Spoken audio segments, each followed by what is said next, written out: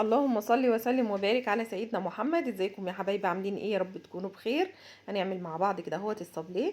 معانا المقادير بتاعه الصابليه. معايا هنا هو 300 جرام من السكر، معايا 3 بيضات وعليهم فانيليا، ومعايا الزبده هنا هو 750 جرام من الزبده، ومعلقه اللبن بودر، وطبعا على كيلو دقيق. كل دوت على كيلو دقيق. تمام.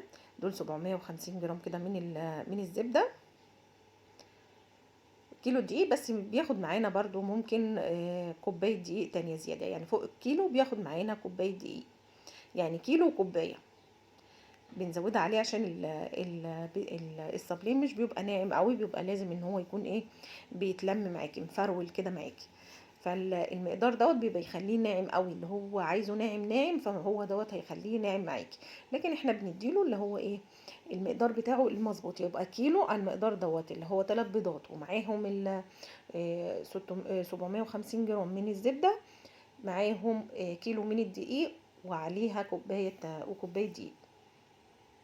ما بتعملش ربع كيلو، يعني الكوبايه مش بتبقى عامله ربع كيلو. في ناس كتير بتقول لك الكوبايه ربع كيلو، لا الكوبايه مش ربع كيلو، يعني هي هنعمل كوبايه بس.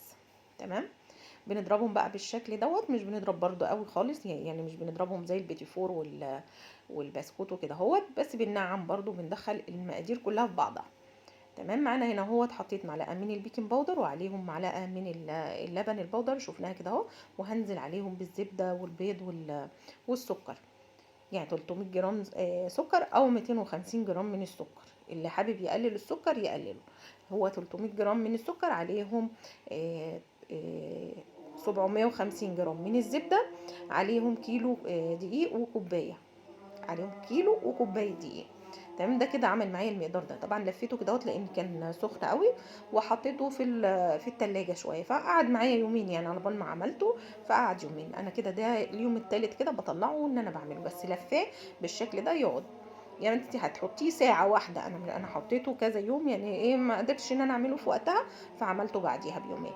لكن انت فوق هي ساعه واحده هيقعد في التلاجة، هيكون مسك كده في نفسه، وبعد كده تبداي ان انت تفرديه. تمام. هفرده بقى بالشكل ده كده، ونقطعه بالقطعات. عندنا بقى القطعات، الاشكال اللي عندنا، اي شكل انت بتحبيه فانت بتمشي بيه. انا عندي النجمه وعندي القلب وعندي الحاجات اللي هي الاشكال كده كتير، كذا شكل، فعملت بيه. بفرده بقى فرد خالص، اخليها رقيقه، بس مش الرقيقه القوي، يعني ان انا اقدر اطلعها من على ورقه الزبده. يعني تعمليها السمك اللي هو هتقدري، بس ولا هو قد عقله الصباع ولا قد، يعني ايه، السمك بتاعها بيبقى رقيق شويه، قد سمك البسكوته كده اهوت. مش هنعمله حاجه عريضه قوي يعني، وفي نفس الوقت مش هنقلل قوي عشان تعرفي ان انت تطلعيه من ورقه الزبده. هنا بعمل بالعدد كده اهو، بعدهم بشوفهم كام واحده، بعمل النص مقفول والنص مفتوح كده اهو، بعمل له خرم كده اهوت بالقمع، عندي قمع مفتوح كده اهوت، فبحطه فيه كده بالشكل ده. خلاص كده بجهز جنب، بالراحه كده بطلعها بالسكينه باي حاجه كده اهوت، اللي بيبقى فيها شكل مش مظبوط ولا حاجه برجعها تاني كعجينه، وبقطعها وبشكلها من جديد. اهو بطلعها بالشكل ده كده بالسكينه، لان هي بتبقى رقيقه قوي. بصي في الرقيق قوي دوت ما بيرضاش حتى يطلع معايا في اي حاجه يعني.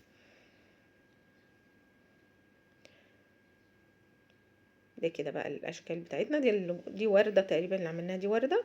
هنعمل بقى الاشكال التانية بس ايه، وهنوريكم بعد ما تعملوا يعني. التسويه طبعا انا مشغله البوتاجاز في الوقت دوت، مشغلاه على 180 درجه، فسايباه شغال حتى اول ما بدات ان انا افرد في العجين فتحت الفرن عشان تفضل الفرنه بتاعتنا سخنه.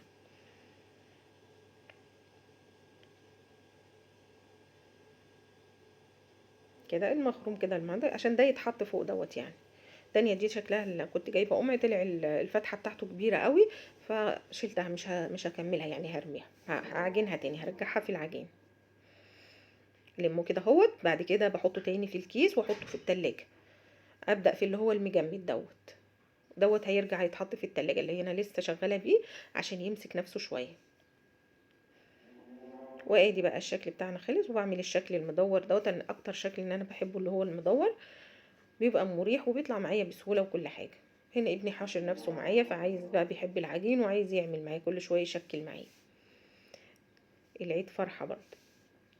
كل سنه وانتم طيبين. ما تنسونيش بقى بلايك للفيديو، لو مش مشتركين في القناه شرفوني بالاشتراك، اهم حاجه اعملوا لي لايك للفيديو. هبدا بقى ان انا جهزت دول كده اهوت. طبعا ده بيتحط ومعاه الصاج التاني، يعني بيقعدوا لهم حوالي ربع ساعه، يعني نص ساعه يعني اقل من نص ساعه كمان بيبقى في الفرن، مش بياخد نص ساعه في الفرن. اهم حاجه ان انا بسيبه اللون من بره كده فاتح، بس ببقى ضامنه السوا من تحت، اللون من تحت بيبقى، بص اللون بيبقى عامل ازاي. هي بنتي اللي كانت قاعده بتسوي عليا وطلعت المنظر ده، بتوريه لكم كمان بقى تسويه كده اهوت، ومن على الوش فاتحه. نبدأ بقى في الشوكولاتة بتاعتنا. هنا معايا كده اهوت واحدة شوكولاتة من السمرة، وواحدة شوكولاتة بيضة. جهزتهم الاتنين كده على حمام بخار، وبحط لهم معلقة زيت لده معلقتين زيت هنا ومعلقتين زيت هنا. وجهزت المربى، هي بنتي اللي قاعدة بقى بتجهز الحاجات ديت، عشان انا ما قدرتش اكمل، يعني انا خلصت الحاجات ديت وجالي دور برد كده وما قدرتش اكمل، فهي بتكمل بقية الحاجة كده اهوت عشان انزل الفيديو. بس بصي بقى بتعمل ازاي، وانا بساعدها بقى، فساعدها بقى حاجات بسيطه كده، ولقيتها بقى في الاخر كده هتشوفوا هي فارده الصابليه كله على الرخامه، وقعدت تزينه مره واحده مع بعضه كله. فهنشوف الفيديو برضو في الاخر كده اهوت عملت ازاي. هنا بتعمله بالمربى، عملت لها برضو واقفه معاها بساعد معاها بشويه، بغير هنا القلوب لان كان في قلب كبير وفي قلب صغير، كان ده على ده ما كانش حلو، ما كانش مظبوط، يعني الكبير على الصغير ما كانش شكلها حلو، فبظبطهم الاتنين على بعض. حطهم بقى معايا هنا اهوت بندق ولوز، وزين باي شكل بقى حاجه انت عايزاها ممكن بتزينيها، بس انا اكتر تزيينه عجبتني اللي هو الشوكولاته بالكيس رايح جاي ده، اكتر من اني املاها كلها بالشوكولاته، مديه شكل احلى، يعني حاسه ان هو فيها شكل احلى من ان انا حطيت الشوكولاته كلها فيها، فداريت الفتحه الخرم اللي انا عاملاه دوت، فالدايره خالص ما عادش باين. وهنا بقى بنقفلها عامله التزيين بقى ده حسب ما انت ما بتحبي بقى تزيني، اللي انت عايزاه اعمليه فيه. هنا بقى اللي احنا قدرنا عليه نعمله فعملناه بالشكل دوت.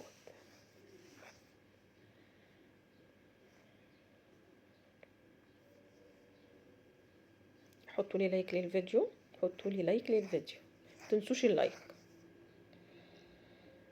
كده كده موت بقى خلص. بص المنظر دي كده اشكال نهائيه، وهنشوف بقى الباقي عملنا فيه ايه. بص هي حطيته بقى ازاي، وقعدت تصور في ايه، تعمل بالقمع بقى. حطيته في كيس حراري او كيس حلواني، واشتغلت عليهم بقى كلهم بالشكل ده. وادي كده النهايه بتاعتنا، وادي الفيديو بقى بعد ما خلص ونشف الشوكولاته بتاعته. يا رب الفيديو يعجبكم، ما تنسونيش بقى بلايك، واشوفكم على خير. سلام عليكم.